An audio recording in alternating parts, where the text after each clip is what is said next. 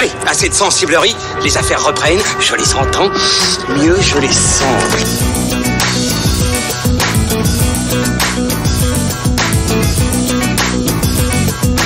Qu'est-ce que c'est que ce foutoir, mon petit Bernard ? C'est l'engin de guerre le plus puissant de tout l'univers. Allez, c'est parti, soyez les bienvenus sur Séance Radio pour cet épisode 15 de Fin de séance, votre podcast ciné qui débriefe autour d'un verre les films à l'affiche. Nous sommes, comme chaque semaine, de retour au Hurling Pub pour une émission très spéciale, les copains, puisque c'est la dernière de la saison. Attention. Oh là là, c'est vite arrivé. Du coup, elle va être exceptionnelle. Ouais, on l'espère, hein, on l'espère. On va se pencher justement, on va jeter un petit coup d'œil dans le rétro. On s'est dit que pour cette dernière, on allait revenir sur quelques films dont on n'a pas eu l'occasion de parler au cours de cette année. Avant de nous pencher dans la seconde partie des grosses sorties de l'été et plus particulièrement des Indestructibles 2 de ce cher Brad Bird qui revient 14 ans après le premier film, n'est-ce pas, Pierre Delors de fanfootage.fr que j'accueille. Mon ami, comment vas-tu ? Eh bien écoute, ça va très bien mon cher Thomas. Effectivement, je suis ton ami, il faut le rappeler. Parce que des fois, je sens qu'il y a une tension entre nous deux, depuis notamment ce podcast sur Avengers, et ça me fait de la peine. Et pas que Avengers, sur Hérédité aussi. Effectivement, oui. Ouais, t'as la mémoire courte. Ilan et Ferry et Julien Munoz sont des nôtres également. Salut les amis, ça va ? Salut. Ça va ? Très bien, très bien. Vous êtes prêts ? Tout à fait prêt. Bon, les bières sont déjà descendues. Waouh ! Ok, très bien. Ça veut dire qu'il faut tout de suite y aller maintenant. On ne perd pas de temps, c'est parti. Bon, cette mission, c'est quoi ? Et on attaque tout de suite, on rentre dans le vif du sujet avec Battleship Island, film de guerre réalisé par Ryong Sung-wan. J'espère que je prononce bien son nom et son prénom. Sud-coréen, réalisateur sud-coréen. Alors le film était très mal distribué en France. Une seule salle sur Paris et pourtant, quelle claque, n'est-ce pas Julien ? Ah ouais, quelle claque, ouais. Donc Ryong Sung-wan, c'est un réalisateur pas très connu par rapport au Bong Joon-ho, Park Chan-wook, par chez nous, mais c'est un réalisateur assez intéressant qui a fait vraiment des films pas mal, comme The Agent qui était sorti directement en vidéo. Enfin d'ailleurs tous ses films sont sortis qu'en vidéo. C'est le mec qui a fait City of Violence, The Unjust, un polar à la Sidney Lumet qui était vachement bien et complètement passé inaperçu. Et là c'est vraiment un film que bon, il sort en salle dans une salle à Paris. Qui a tourné aussi en province quand même. Parce que apparemment le film a fait quand même un mini buzz. Ouais, il y a eu une mobilisation sur les réseaux sociaux quand même. Donc film de prison qui finit en film de guerre. Ouais. Hein, on peut même c'est pas vraiment un spoil. Hein. Est-ce que tu peux juste nous pitcher en deux c'est soi-disant tiré d'une histoire vraie, d'une île en fait qui sert de une mine qui était transformée en prison par l'armée japonaise pendant la Seconde Guerre mondiale et qui faisait venir les Coréens qui soi-disant travailleurs libres et qui étaient là pour les exploiter comme tout bon envahisseur nippon de l'époque. Évidemment. Ouais. Et donc voilà, on a un film de prison qui une espèce de la grande évasion, mais qui finirait comme il faut sauver le soldat Ryan, quoi. Ouais. Moi, je pensais même d'ailleurs à Tu ne tueras point de Mel Gibson. Ouais, il y a pour un peu la violence débridée, sans vouloir faire de mauvais jeux de mots. Et non, c'est un film que j'ai vraiment apprécié parce que bon, c'est un film qui peut paraître caricatural, c'est un film de propagande. Hein. Faut bien l'avouer, c'est un film anti-japonais. Les Japonais sont très méchants, vraiment méchants. Mais c'est un film vraiment à l'ancienne, comme le cinéma hollywoodien de la grande époque. C'est vraiment le style de film qu'Hollywood ne veut plus faire aujourd'hui. Et moi, c'est le genre de film que j'ai envie de voir sur un grand écran. C'est un film avec des énormes décors construits en dur, avec des plans de foule, des grands panneaux, sans CGI, sans effets spéciaux, avec de l'action mais épique. Le mec quand même te reprend une musique à un moment d'Ennio Morricone. Tu te dis putain, normalement tu dirais à un mauvais réalisateur t'as pas le droit de faire ça. Dans le climax, tu peux pas faire ça. Et là il reprend une musique, je veux pas dire laquelle, mais qui est vraiment, tu peux pas la dissocier d'Ennio Morricone. Et pourtant il arrive à la mettre et c'est un bonheur total. On peut le dire, c'est la musique du Bon, la Brute et le Truand. Ouais, l'ecstasy de l'or dans la scène du cimetière, il met ça dans une scène épique, c'est dément, quoi. Et puis c'est un film qui passe par plein de tonalités en plus. Il y a de l'humour, il y a pas mal d'humour, il y a des gags visuels qui sont assez drôles. Hein. C'est les Coréens, ils mélangent tout, un peu tout et son contraire, et pourtant ça marche. Mais je peux même citer la scène de la mine où il y a un accident de mine mais t'as jamais vu ça. En ouverture. Je sais plus, enfin c'est dans le premier tiers du film. En noir et blanc? Non, pas en noir et blanc, quand il y a une explosion dans la mine. Plus tard, d'accord, ouais. Tu dis, mais j'ai jamais vu ça, même dans un film américain, quoi. Et donc là, vraiment, encore une fois, le cinéma coréen, chapeau bas, quoi. Pierre, tu veux dire un truc sur le film parce qu'on l'a vu ensemble? Ouais, on l'a vu ensemble, on a été tous les deux hyper impressionnés, ça nous a mis une vraie claque. C'était vraiment un film à pas louper au cinéma, malheureusement la plupart des gens n'ont pas pu le voir, mais il est disponible en Blu-ray. Ça y est, il est déjà sorti là? S'il l'est pas maintenant, il va l'être. Et puis bon, je pense que c'est pas ça qui arrête les gens. Pour les films. Bref, tous des cousins. Il faut vraiment le voir, c'est un spectacle absolument ahurissant. Alors c'est tiré d'un véritable fait historique, sauf que c'est très très très romancé. Au final, c'est pas une retranscription fidèle de l'histoire. Moi, je suis pas tout à fait d'accord. Alors oui, il y a un côté propagande, mais ça c'est quelque chose qu'on retrouve souvent dans le cinéma sud-coréen vis-à-vis du Japon. Ces deux pays qui sont pas complètement réconciliés. Les Japonais sont les méchants, mais je trouve que le film le dépasse. Et au final, ils sont présentés, en tout cas pour certains personnages, comme finalement humains. Des Coréens sont présentés aussi comme des ordures. Et je trouve que ce qui devient vraiment la menace, c'est le spectre du bombardement américain. Enfin, et c'est un film d'ailleurs qui s'adresse à Hollywood, je pense aussi en termes de spectacle. Et justement, en termes de spectacle, en termes d'action, en termes de décor, de figurants, c'est rare de voir ça. Et en Occident, on en fait quasiment plus des films comme ça. Donc, faut vraiment pas le louper. Croyez-moi, vous allez prendre une tarte dans la tronche. Ça vaut le coup. Moi, je suis tout à fait d'accord avec tous mes petits camarades sur ce film que j'ai découvert justement sur les conseils de Thomas et Pierre. Oh, tu nous avais caché ça, dis donc. Ouais, vous m'avez inspiré sur ce coup-là. Donc merci, grâce à vous, j'ai pu voir ce film dans l'unique salle parisienne où il c'est était, avec plaisir. Tu sais, si on peut forger ta cinéphilie, tu peux nous demander. Elle en a bien besoin, si tu veux. Je veux dire, moi, à part les Tuches 3 et Taxi 5, et le doudou. Il y a le doudou, il y a tout un horizon à élargir, si je puis dire.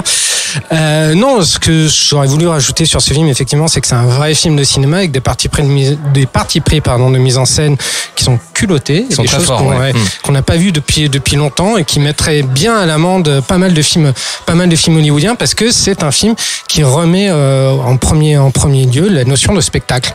C'est un grand spectacle, c'est un film épique, comme on en voyait, comme Hollywood en faisait dans les années 50, 60. C'est la grande évasion, leur grande évasion à eux, mais avec toute la démesure qu'on peut leur connaître. Donc voilà, très grand film, et c'est dommage qu'il ne soit plus en salle, parce que c'est un film à découvrir en salle absolument, ou en tout cas sur un grand écran, mais à découvrir de toute façon. Ouais, ça va pas tarder là, je pense qu'il va être dispo dans pas très longtemps en VOD, etc. Bon voilà, Battleship Island. On va passer à Three Billboards aussi, qui a fait plutôt l'unanimité ici, n'est-ce pas? Le nouveau film de Martin McDonagh, à qui on doit Seven Psychopaths entre autres, et In Bruges, voilà, et qui a été, donc vous l'avez sans doute vu, salué aux derniers Oscars avec Frances McDormand qui a reçu l'Oscar de la meilleure actrice, si je dis pas de bêtises, c'est bien ça. Est-ce que tu veux nous résumer? Tu vas garder le micro. D'accord. Tu gardes le micro, tu vas résumer l'histoire. Est-ce que je fais mon fille prisonnier comme Pierre ou je le laisse tel quel? Garde-le. D'accord, je le garde. Oui, tu parles de Frances McDormand. Oui, alors on va pitcher le film rapidement. C'est l'histoire d'une mère de famille dont la fille a été violée et tuée, qui devant l'inaction des forces de l'ordre décide de marquer un grand coup en interpellant le shérif local à travers des messages sur 3 grands panneaux publicitaires qu'elle va louer. Publicitaires qui traversent l'axe principal menant vers leur petite ville. Alors a priori, quand on voit le pitch, on se dit que ça va être un film assez glauque, qu'on va pas passer un bon moment. Alors c'est pas un feel-good movie, je le dis tout de suite. Pas du tout. Mais c'est un film qui est extrêmement bien écrit, qui est très très précis dans son écriture et tout aussi juste dans sa manière de dépeindre les personnages. C'est quelque chose qui m'a interpellé dans ce film-là. C'est qu'il nous surprend justement dans sa peinture de ces personnages qui sont pas des archétypes, qui sont des personnages qui évoluent par strates, qu'on découvre, qu'on commence à découvrir, pour lesquels on peut ressentir même une certaine empathie, même les plus invraisemblables d'entre eux. Sam Rockwell en tête. Voilà, on peut ressentir une empathie pour eux. Et j'ai trouvé ça très beau. C'est un film en fait qui m'a accueilli à plusieurs moments, aux moments les plus inattendus. Et c'est ça qui est très beau dans ce film, c'est l'inattendu. C'est un film qui est extrêmement empathique, extrêmement bienveillant envers ses personnages, malgré son sujet extrêmement dur, et qui te dépeint une facette de l'Amérique qu'on n'a pas l'habitude de voir, des familles américaines où on se dit je t'aime à coups de mandale dans la gueule et de cris stridents. Et Frances McDormand est juste absolument géniale dans ce film. Alors, je suis content que tu aies mentionné Sam Rockwell, que j'adore, qui est un acteur que j'aime beaucoup, qui a un peu disparu, je trouve qu'on n'en parle pas suffisamment. Et j'ai été très heureux. Bah, de toute façon, Martin McDonagh le met dans tous ses films, quasiment. Enfin, tous ses films, non, il n'était pas dans Mon baiser de Bruges, mais il était dans Seven Psychopaths. C'est un super acteur, il est très très fort, Sam Rockwell, il est très drôle. Il a un rôle qui est pas facile dans Three Billboards, il joue un peu une espèce d'ordure. Et finalement, qui retrouve une humanité, ou en tout cas qui est filmé avec humanité par Martin McDonagh. Et je pense que c'est ça, au final, ce qu'il veut nous dire. C'est que, ok, c'est un portrait très sombre de l'Amérique, très dur, et d'ailleurs une Amérique rurale qui va très mal et qui est probablement oubliée de tous, mais je pense que c'est là où il voit l'espoir malgré cette misère et cette noirceur. C'est au final dans les êtres humains, dans les gens qui vivent là, et qui derrière cette apparente dureté ou cet apparent manque de... Parce qu'au final, c'est un petit peu, au début il les filme un peu comme des pecnos, tu vois, et puis finalement il va trouver ce qu'il y a vraiment derrière ça, et je pense que c'est là que réside le cœur du film. Et c'est un film qui a beaucoup de cœur, c'est un film qui est très généreux, et surtout qui est très bien écrit. Et ça, c'est suffisamment rare aujourd'hui pour mériter d'être souligné. Oui, c'est une immunité inattendue en fait. Non, je voulais juste effectivement, revenir sur ce que tu disais par rapport à Sam Rockwell, parce que on a pu entendre ici ou là ou lire des critiques concernant le personnage sur la rédemption, parce qu'on va quand même dire qu'au départ c'est un gros enfoiré raciste, et ça posait beaucoup de problèmes à certains qui ont vu le film de voir ce personnage-là finalement avec que le spectateur ait une certaine empathie pour ce personnage-là, parce que sa trajectoire quand même est très particulière. Il est raciste au début, il l'est un tout petit peu moins sur la fin, et bon, je sais pas si vous avez vu les mêmes critiques que moi, mais Sam Rockwell, il a pas non plus été super bien accueilli par tous, quand même. Non, mais ce qu'il faut dire, c'est que c'est un film qui est... Oui, Julien. De la façon dont il a été présenté, en fait, on s'attendait à une espèce de film hollywoodien, enfin, film indépendant qui remplissait un peu toutes les cases du film un peu bien pensant. Et alors, je vais citer Yannick Dahan. C'est un film qui te la met à l'envers constamment, en fait. Ouais. C'est, tu penses que ça va être un film qui va répondre à l'actualité de Ferguson, le problème racial aux États-Unis. Et en fait, c'est quelque chose de très secondaire dans le film, bien qu'il y a des films, des flics racistes dans le film, mais c'est un film qui parle d'autre chose.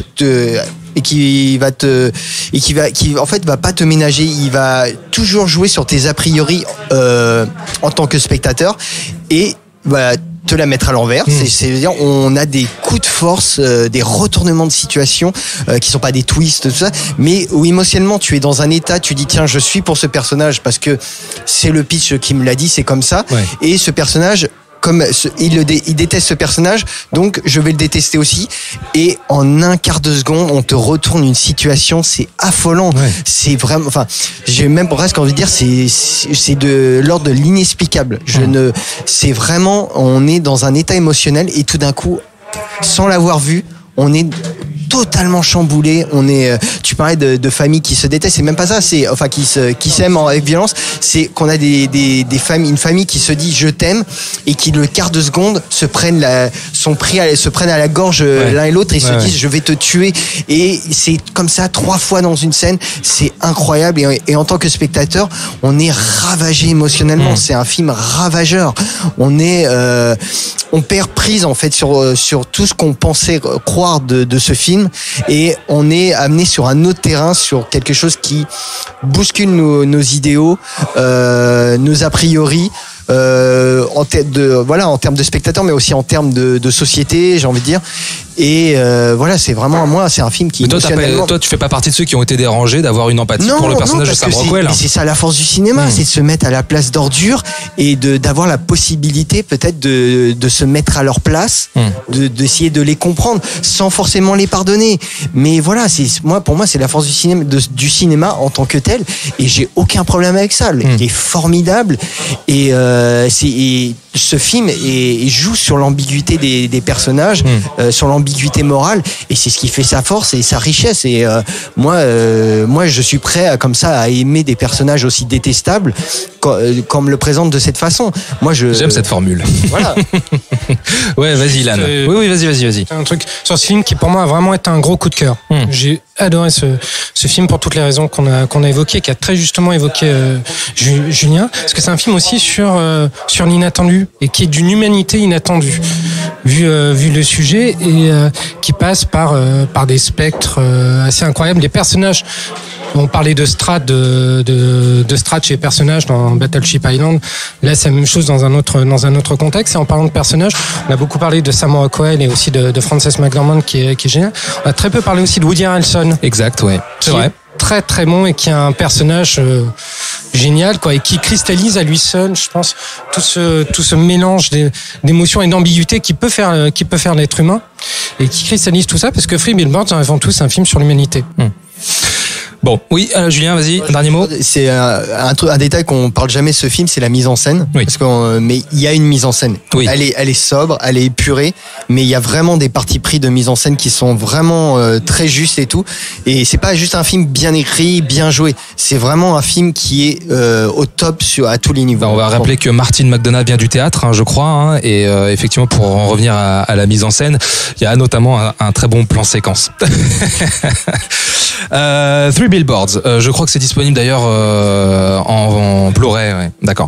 On passe à Pentagon Papers de ce bon Steven Spielberg et qui pour moi est je peux déjà le dire sans doute à la première ou la deuxième place de mon top pour cette année, même si on est qu'en juin, parce que là franchement j'ai pris une claque en termes de mise en scène, d'émotion, le découpage est incroyable, mais ça c'est un détail technique, mais la performance de Meryl Streep est juste hallucinante et voir Steven Spielberg s'attaquer au drame thriller journalistique, un genre qu'il n'avait pas abordé jusqu'alors, et ben moi je trouve que ce film-là est remarquable et qui a été malheureusement, je trouve aussi un peu snobé par une partie du public qui est un peu qui est un peu désenchanté par Spielberg ces dernières années, qui fait des films historiques que certains considèrent un peu poussiéreux, mais vraiment moi je sais que je l'ai conseillé autour de moi et à chaque fois on m'a dit ouais effectivement t'avais raison, c'était quand même balèze.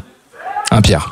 Ben, surtout que tonton Steven, c'est le patron, hein. C'est le boss, hein. C'est lui le boss. Cette année, quand même, il nous a fait 2 films, hein. Ready Player One et Pentagon Papers, qu'il a trouvé le temps de tourner pendant la post-prod de Ready Player One. Quand même. Il a tourné les deux et donc on a eu les 2 sorties au printemps. C'est quand même fou. On a 2 Spielberg la même année à quelques mois d'intervalle. Surtout voilà, comme tu disais, c'est un film qui a été un petit peu snobé comme elle avait été Le Pont des Espions. Exact. Avec aussi Tom Hanks. C'est vrai. C'est des films qui sont d'emblée considérés par soit une partie du public, soit une partie de la critique comme des Spielberg mineurs. Qui seront effectivement, comme tu le disais, soi-disant un peu poussiéreux, etc. Alors qu'en fait, Le Pont des Espions, c'était une leçon de mise en scène et de suspense et un thriller d'espionnage mortel avec un scénario des frères Cohen. Pentagon Papers, donc The Post, en version originale, c'est non seulement encore une fois une leçon de cinéma, une leçon de suspense, de mise en scène. Spielberg, c'est un réalisateur qui dans ce film va mettre en scène ce qui pourrait apparaître comme quelque chose de tout à fait inoffensif, voire un peu chiant chez un autre réalisateur. Une simple séquence dans laquelle les personnages sont autour d'un téléphone et attendent un coup de fil. Et en fait, t'as l'impression d'être devant une véritable scène d'action. Et d'ailleurs, c'est filmé comme une scène d'action. C'est dément. On oublie souvent ça quand on parle de ce film, je trouve. C'est un véritable manifeste de... Voilà ce que c'est que la mise en scène. C'est un film qui devrait être étudié dans les écoles de cinéma. Les acteurs sont absolument remarquables. La musique de John Williams fonctionne du tonnerre. L'ambiance, la reconstitution historique, mais fonctionne à 1000%. Enfin, je veux dire, qui est capable de faire ça aujourd'hui? Ils sont pas 36 000 sur la planète. Donc, si vous l'avez pas vu, c'est pour ça qu'on voulait un peu en parler. Nous, ça a été une véritable claque. Si vous l'avez pas vu, si vous aviez peut-être des a priori sur le film, ça vaut le coup de le voir, il faut absolument le découvrir. Et si vous avez eu la chance de le voir, et surtout si vous avez eu la chance de le voir au cinéma, revoyez-le avec cet angle de la mise en scène, du suspense et de la maestria de ce réalisateur qui est en pleine possession de ses moyens. Donc voilà, Pentagon Papers recommandé à 2000%. Mais ce qui est fou, c'est que la mise en scène de ce film est absolument prodigieuse et que certains arrivent à parler de académisme hollywoodien, quoi. C'est aberrant. Alors que même ceux qui ont apprécié le film se sont focalisés sur le côté film anti-Trump, film féministe. C'est vrai, c'est un film c'est un film historique qui répond à notre époque, qui est d'une actualité brûlante, même si ce film parle d'une autre époque, mais c'est un pur film de cinéma, quoi. Et traiter ce film de académique, mais enfin, je veux dire, c'est ne rien comprendre à ce qui est l'essence même du cinéma. Je suis désolé, hein, mais franchement, il faut retourner à l'école, hein, quand on traite un film comme ça d'académique. Pour moi, on sait pas en fait, on sait pas du tout ce que c'est le cinéma. Ou faut voir plus de films. De bons films, je pense, hein. Moi, j'arrête pas d'être d'accord avec Julien. Mais qu'est-ce qui se passe? Qu'est-ce qui se passe là? L'alcool. Ça doit être l'alcool. Je pense que c'est ça. On va mettre sur le dos de l'alcool. Il y a un truc. Oui, là. je sais pas quoi rajouter à tout ce que vous avez dit parce que vous avez très bien analysé le film. Pour moi, c'est une très belle conclusion à la trilogie qu'a faite Spielberg sur le pouvoir de la rhétorique, qui avait commencé avec Lincoln, avec le pont des espions, à savoir qu'il filme, on pourrait dire, voilà, on va caricaturer, il filme des gens en train de parler, mais il y a tellement plein de choses qui passent là-dedans sur, on va plutôt dire même le pouvoir du discours plutôt que le pouvoir de la rhétorique. Mais j'ai trouvé ça très très puissant, puissant parce qu'il voulait dire, parce qu'il est l'achevé de dire. Et que dire de plus que au-delà, il faut aller au-delà effectivement des a priori qu'on peut avoir sur un sujet qui peut paraître académique en soi. Il faut se dire que par le passé, là, Spielberg est en train de tenir un miroir pas du tout déformant, justement, un vrai miroir de notre société actuelle, en tout cas de l'Amérique actuelle, que rien que pour ça, il est très important de voir ce film. Voilà, et voilà, tout est dit. Patagon Papers est actuellement disponible en VOD et je vous invite vraiment à vous procurer le Blu-ray parce que le making-of est génialissime et à vous plonger aussi dans la BO de John Williams qui est remarquable, sublime. Voilà, donc Battleship Island, Three Billboards, Patagon Papers, 3 films qui nous ont plutôt marqués en ce début d'année. Et maintenant, je vous propose, les amis, qu'on se tourne vers les sorties, vers ce qui nous attend cet été. Oui, parce que juillet-août, effectivement, cette fameuse période estivale propice aux blockbusters, il se multiplie chaque jour un blockbuster en chasse un autre. Et on va commencer avec le 27 juin. Le 27 juin, puisque nous avons 3 films à l'affiche, les amis. Et quel film? Budapest de Xavier Gans, Tully et Sicario 2. Et je crois qu'Ilan a vu Tully de Jason Reitman. Tout à fait. Alors, est-ce que c'est aussi chiant que son précédent Young Adult avec Charlize Theron? Est-ce que tu peux nous en toucher 2 mots, s'il te plaît? Spoiler alert, c'est mieux que Young Adult. Ah, bonne nouvelle. Je vous pitch en 2 mots. Tully, c'est l'histoire d'une mère de famille qui a 2 enfants, qui en attend un 3e, elle est enceinte jusqu'aux yeux. Elle est totalement débordée, elle en peut plus, elle dort plus, elle n'a plus de vie. Et jusqu'à ce que un jour son grand frère Bobo, qui mange des feuilles de quinoa avec des japonaises, lui propose les services d'une nounou de nuit qui proposera de s'occuper de son bébé, histoire qu'elle dorme. Donc c'est à ce moment-là qu'elle fait la connaissance donc de cette fameuse nounou qui s'appelle Tully et qui sera un véritable qui est donc incarné ouragan. par Charlize Theron. Hein. Alors Charlize Theron n'est pas la nounou de nuit, Charlize Theron est la maman. Et la fameuse Tully est incarnée par cette charmante, comment elle s'appelle cette actrice, dont le nom de famille se termine par Mackenzie, qui a joué dans Blade Runner. Attends, je sais pas du tout. Qui a joué dans Blade Runner 2049. Ah, oui. Mackenzie Davis, d'accord. Donc c'était pas le nom, c'était le prénom. Voilà. C'est pas grave, tout se passe bien. C'est bien ou pas? Eh bien écoute, c'est bien, c'est le film qui m'a réconcilié avec Jason Reitman et qui m'a aussi réconcilié avec Diablo Cody. Parce que moi, non, j'ai pas aimé Juno. J'ai pas non plus aimé, j'ai bien aimé Young Adult, mais sans plus. Et là, on a une comédie, un feel-good movie qui dépeint ces personnages sans jugement, comme avait pu le faire les précédents films de Jason Reitman, qui étaient très moralisateurs, assez puritains même dans leurs propos. Là, on a quelque chose de très ancré dans la réalité, de très empathique pour ces personnages, souvent drôles, souvent assez pittoresques dans la situation qu'il montre, et c'est drôle, c'est bien comme film. C'est un film qui te dit que oui, c'est bien d'avoir des enfants, mais qu'est-ce que ça peut être l'enfer aussi, ça peut être un véritable cauchemar, mais voilà, on a aussi besoin en tant que couple, en tant que mère, en tant que père, de se retrouver hors des enfants et de se reconnecter avec cette jeunesse perdue. Et je trouve que c'est un beau film. C'est un bon feel-good movie pour l'été. Alors, je vais poser une question bête. Il n'y a pas de question bête. Est-ce que Jason Reitman, c'est le fils de Ivan Reitman? Oui. Ok, d'accord. Voilà. Donc c'est marrant, il fait des films beaucoup plus, conventionnels et puritains que son père, alors. Tout à fait, ouais. Ok, intéressant. Ouais.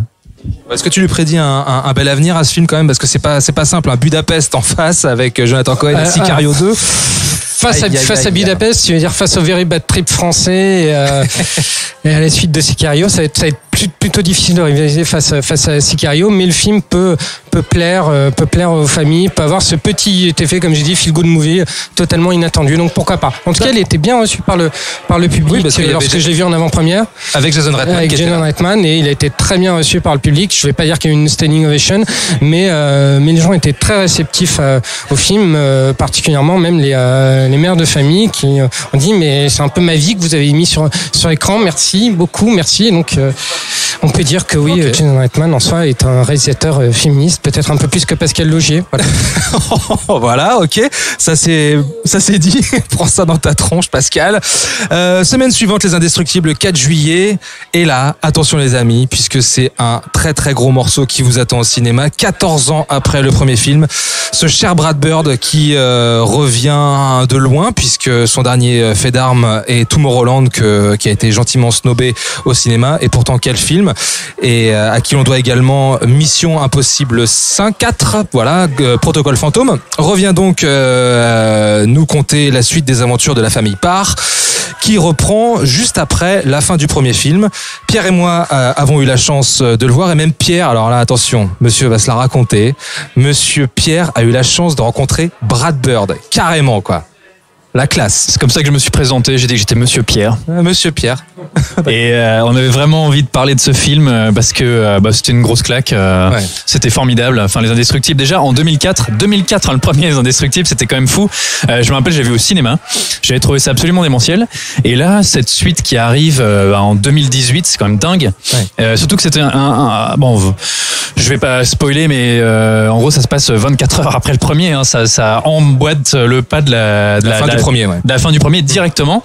Donc on retrouve cette scène avec le... non, je ne raconte pas, vous allez la retrouver et limite replongez-vous un peu dans le premier, ça va vous rappeler des bons souvenirs. Ça n'a pas pris une ride. Quand on a pu rencontrer Brad Bird, il y avait une question qui on avait tous sur aux lèvres, c'était... qu'est-ce que vous avez vu dans cette famille, enfin qu'est-ce qui vous a donné envie de retourner voir ce film, de retourner faire ce film, cette suite, qu'est-ce que vous aviez envie de dire sur cette famille, parce que effectivement c'est une critique qu'on a pu entendre sur le 2, c'est que c'est très similaire par rapport au premier, dans sa construction, dans son déroulement, dans certaines thématiques. Oui, il y avait des choses qu'il abordait. Il y a eu une deuxième question.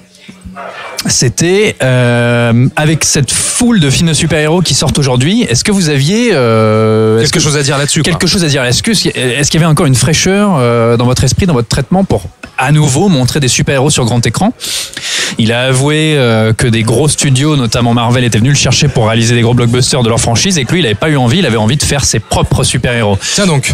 Et en fait, c'est ça le truc, c'est qu'il avait ses propres super-héros, il avait ses personnages qu'il aime beaucoup, cette famille sur laquelle il avait des choses à dire. On a presque l'impression qu'il abordait le film comme un épisode 2 d'une série, tu vois. On retourne dans cette famille juste après, dans leur quotidien, et le film est d'ailleurs beaucoup sur les petits troubles du quotidien, la garde des enfants, le rôle du père, de la mère, le chômage, etc. Et en même temps, il y a cette invention, cette énergie, cette générosité. Il y a une musique, la musique de Michael Giacchino, elle fonctionne du tonnerre de Dieu, c'est formidable. C'est un film qui est tellement généreux que, si tu veux, jusque dans les dernières secondes du générique, t'as une invention, t'as de l'image, t'as des bonus. Et qu'est-ce que c'est drôle! C'est hyper drôle. Est-ce que c'est drôle? Jack, vraiment, vous allez vous mettre par terre. Il y a une scène avec un raton laveur qui est à mourir de rire, et une scène qu'ils avaient écrite pour le premier, et ils savaient pas tellement comment la caser, et du coup ils l'ont mise dans cette suite, et elle fonctionne très très bien. Et surtout, à l'heure où il y a beaucoup de super-héros aujourd'hui au cinéma, il y a des scènes d'action qui mettent en scène des super-héros, leurs super-pouvoirs, des destructions de bâtiments, etc. Et voilà comment on fait des scènes de super-héros, voilà comment on fait des scènes d'action aujourd'hui en 2018. C'est ça le vrai cinéma de super-héros. Et encore une fois, c'est ça qui est intéressant, c'est que les meilleurs films de super-héros de l'année, c'est des films d'animation. Voilà. C'est Batman Ninja, c'est Les Indestructibles 2, et c'est peut-être le Spider-Man qui sortira chez Sony en décembre. Oui. Et non mais vas-y, je t'en prie. Non, j'allais rebondir effectivement quand on sort de cette purge qui est Avengers Infinity War, et voir attention à ce que tu dis et voir effectivement cette proposition de cinéma, mais extrêmement cinématographique, aussi bien dans la direction artistique que dans le découpage, la mise en scène, vraiment. Et puis ouais, non, j'ai pas grand chose à rajouter en fait. Avec un ennemi qui est très contemporain. qui parle de thématiques tout à fait dans l'actualité, notamment les réseaux sociaux, etc. Peut-être qu'effectivement, j'ai entendu dire qu'il allait pas au bout de son concept avec ça, mais je trouve que c'est pas très dérangeant finalement, parce que le propos du film est pas réellement là. Et si vous voulez passer un excellent moment, voir des scènes d'action exceptionnelles et vous marrer dans la joie et la bonne humeur avec un film extrêmement généreux, il faut aller voir Les Indestructibles 2. Un vrai moment de cinéma, pardon, c'est un vrai moment de cinéma pour le coup, du bon cinoche. Voilà, tu lis Les Indestructibles 2, donc on a pu en parler puisque nous les avons vus. Maintenant, on va se pencher sur un peu ce qui nous attend. Je sais qu'il y en a quelques-uns d'entre vous autour de cette table qui attendent beaucoup Skyscraper avec ce bon Dwayne Johnson. Bah oui, en fait, moi j'ai envie d'aller le voir. Rampage avec The Rock, Dwayne Johnson, ça m'avait bien fait marrer, et j'espère que Skyscraper, ça va être un petit peu dans cette veine du film Pizza Bière. Je sais que Ilan et Julien ont très hâte aussi de découvrir ce film, n'est-ce pas? Non, pas du tout. Pourquoi? Non, parce que franchement, je vois la bande-annonce. Toi qui adores Die Hard. J'adore Die Hard, mais parce que j'adore Die Hard, merde. C'est franchement, chaque image, c'est a l'air d'être une torture, c'est d'une mocheté abyssale, quoi. Non, enfin, on verra ce que c'est, mais franchement, j'ai pas envie de voir ça, quoi. Ilan. Fallait bien que ça arrive. Là, je suis pas d'accord avec Julien. Moi, j'ai hâte de voir Skyscraper, tout simplement parce que j'ai beaucoup d'affection pour Dwayne Johnson et je trouve que c'est un putain d'action hero. Déjà, j'avais bien aimé Rampage en soi, cassait pas de trois pattes à un orang-outan, mais était sympathique. Donc, fameuse expression française. Voilà. Voilà, donc pourquoi pas The Rock Dwayne Johnson, avec une jambe bionique, pas bionique, et dans un gratte-ciel. Why not? Le concept est énorme. Alors, il y a Ant-Man 2 aussi, les amis. Est-ce que Ant-Man 2 ça vous intéresse ou pas? Alors, je vais mimer le vent. Ok, très bien. Julien, vas-y, parle dans le micro. Moi, je mime Pierre. D'accord, Ilan? Alors moi c'est con parce que le jour de la sortie, pendant tout le premier mois de la sortie, j'ai de la lessive à faire, donc je pourrais pas voir le film. Ok, moi aussi je crois que j'ai piscine ce jour-là. Le 25 juillet, Une pluie sans fin, film sud-coréen. Chinois, pardon. Chinois, film de Dong Yu. Donc un film qui a fait un petit buzz à Cannes. Et effectivement, ouais, c'est vrai. Donc qui a une très bonne réputation, film de tueur en série, de traque de tueur en série. Le festival de Beaune aussi, je crois. Ouais, aussi. Il faudrait vérifier, mais je crois. Et donc voilà, le genre, le thriller comme ça de film de tueur en série réussit plutôt bien au cinéma asiatique depuis quand même pas mal d'années, même si tous les grands films sont venus de Corée du Sud. Donc là, moi, je suis vraiment intéressé pour savoir en quoi ce film se démarque des autres et quelles sont ses qualités, quoi. Ok, le 1er août, les amis, attention, là, il y a un grosse battle à l'affiche, puisque nous avons Mission Impossible 6 et Winnie l'ourson en face de Mark Forster pour Disney. Alors, Mission Impossible, Winnie l'ourson, voilà. Mission Impossible Fallout. Oui. Qu'on est très curieux de voir parce qu'il a été tourné en partie à Paris. Christopher McQuarrie, on s'est rendu sur le tournage d'ailleurs. On s'est rendu sur le tournage. Mine de rien, ça va faire quand même quelque chose de voir au cinéma des scènes d'action dans les rues de Paris. Je me rappelle du tournage avec Tom Cruise qui fonce en moto, en bagnole. Il y a sur un bateau, sur la scène aussi, des hélicoptères du GIGN. Enfin, à mon avis, ça va dépoter pas mal.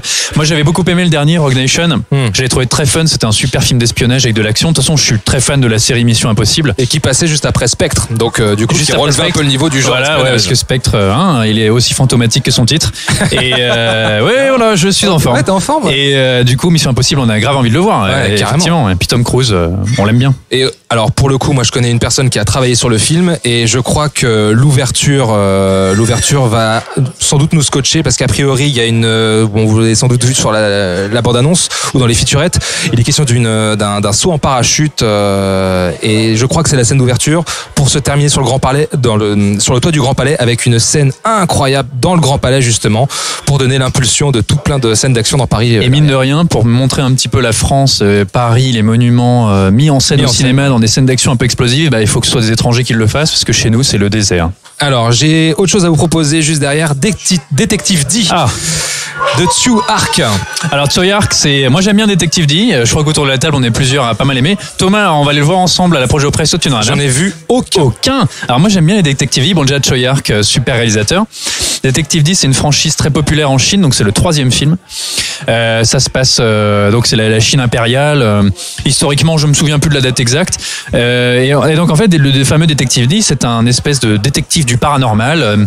Il est appelé par le pouvoir impérial pour enquêter sur des phénomènes étranges qui se passent. Alors dans le premier film, c'était Andy Lau, qui est un super acteur chinois. Détective D2, c'est un préquel, et donc c'est Mark Chao, je crois que c'est ça son nom, qui joue le jeune détective, et le 3 c'est la suite de cette préquel, donc on retourne avec un jeune détective. Et cette fois, voilà, quel va être le mystère encore. La bande-annonce, alors c'est un petit peu spécial, hein, si vous allez voir le film. Il y a des effets spéciaux qui nous paraissent des fois un petit peu cheapos, ça paraît de temps en temps un petit peu délirant, un petit peu grand guignolesque. Mais c'est ça aussi qui fait la force de ce film. C'est complètement débridé. T'as des effets de caméra Tsoyar qui s'en donnent à cœur joie. C'est plein d'actions, de couleurs. Ça vaut vraiment le coup de le voir au cinéma. Plein d'idées de mise en scène aussi, hein, des idées complètement folles. Bah d'ailleurs Thomas, si tu veux, j'ai les 2 premiers en Blu-ray, hein, si tu veux attaquer avant la pause. Volontiers, ouais, j'ai le temps, hein, ça sort quand? Ça sort le 8 août, oui, donc j'ai un peu de marge. Je t'emmène ça. Ok. Derrière, on a alors là, bon, c'est moins sexy. Equalizer 2 avec donc ce bon Denzel Washington. Le monde est à toi de Romain Gavras, Papillon. Le remake du film culte avec Steve McQueen et Dustin Hoffman. Sans commentaire. Allez, on passe au 22 août avec En eau trouble. Et là, voilà, donnez le micro à Ilan parce que je crois qu'il a des choses à dire là-dessus. Ouais, bah moi, on me dit requin, on me dit Jason Statham, forcément. Je dis banco. Le concept me paraît assez fun. Moi, je trouve que dès qu'on oppose des grosses bébêtes à des gros bras, il y a un gros potentiel. Et j'ai dit plusieurs fois gros. Et il y a eu un gros buzz aussi. Il y a eu un gros buzz. Donc suite à la bande-annonce. Je sais qu'apparemment le film est tiré d'un bouquin. Donc qu'est-ce que ça va donner? Je parlerai aux intéressés qui ont lu le bouquin. Donc faut lire le roman avant en fait. Ouais, faut lire parce que ça a l'air d'être un truc très intellectuel. Je pense qu'il y a pas mal de subtilités qui. Moi, je regrette que le film ne s'appelle pas Les Dents de Statham.